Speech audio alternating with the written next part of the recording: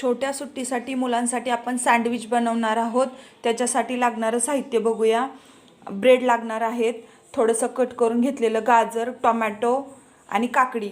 इकडे चीज आहे, शेव आहे छोटी, रेड चिली सॉस आहे आणि टोमॅटो सॉस आहे। तर चला आपण बनवूया।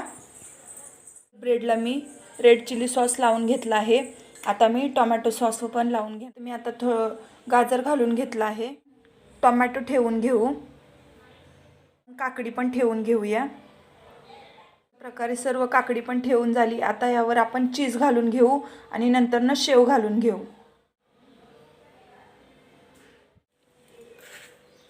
शेव घालून झाली की वरून एक एक स्लाइस पुन्हा हे ब्रेडच्या ठेवायच्या आणि तव्यावरती आपण फ्राय करून घेऊ।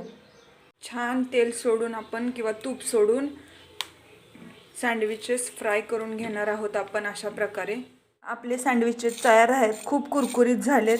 मी छान शॅडो फ्राय करून घेतलेले आहेत। व्यवस्थित खाता यावं यासाठी मी 2 सँडविचेस कट करून घेतलेत।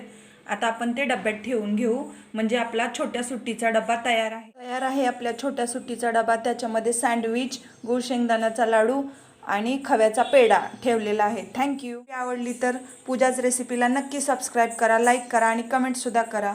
थँक्यू। मैत्रिणींनो, तुमचं पूजाच रेसिपीमध्ये मनापासून स्वागत। आज मी विरूच्या शाळेच्या मोठ्या डब्यासाठी पनीर कट करून घेत आहे। पनीरची भाजी मी त्याला देणार आहे। अगदी साधी सोपी प्रोसेस आहे। फक्त मी पनीर त्याला मिठामध्येच फ्राय करून देते, त्याला तसंच ते आवडतं। फक्त पनीर फ्राय करताना एकच काळजी घ्यायची की ती मंद गॅसवर शॅडो फ्राय करायचं, म्हणजे पनीर मऊसूद असं शिजतं पण आणि छान पण लागतं आणि करपण्याची भीती राहत नाही। हे पहा, आता मी पनीर कट करून घेतलंय सर्व।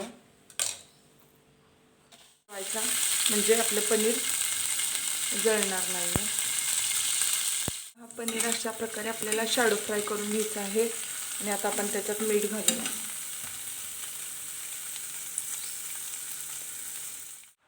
तयार आहे आपला पनीर आणि चपातीचा चौथ्या दिवसाचा मोठ्या सुट्टीचा डबा। थँक्यू।